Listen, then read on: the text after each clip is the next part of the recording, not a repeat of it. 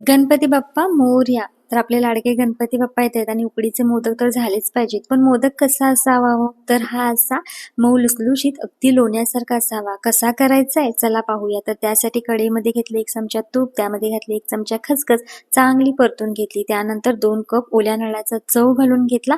तोही अगदी 2 मिनिटभर छान परतून घेतला.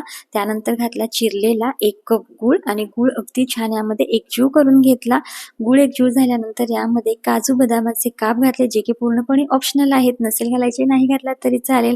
अगदी सुटसुटीत सारण तयार झाल्यानंतर वेलची जायफळाची पूड घालून घेतली. आता करूया उकड. तर त्यासाठी घेतलं 1 कप पाणी, 1 कप दूध आणि आता यामध्ये घातला 1 चमचा तूप आणि थोडंसं चिमूटभर मीठ घालून घेतलं. चांगली याला उकळी येते तोपर्यंत इथं आपण तांदळाची पिठी आहे ती मोजून घेणार आहोत.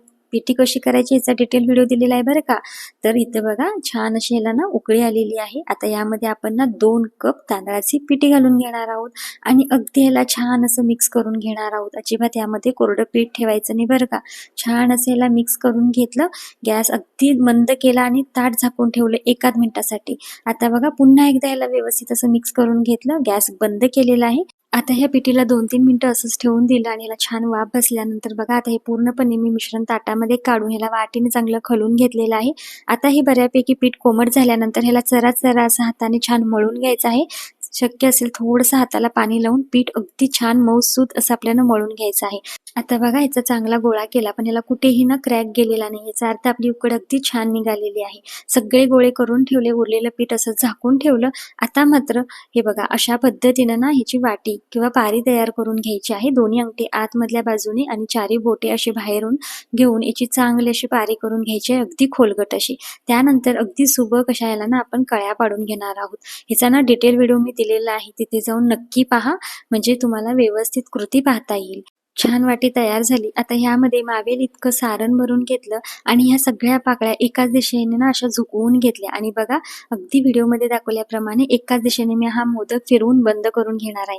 किती छान सुबक असा हा मोदक तयार झालेला आहे ना.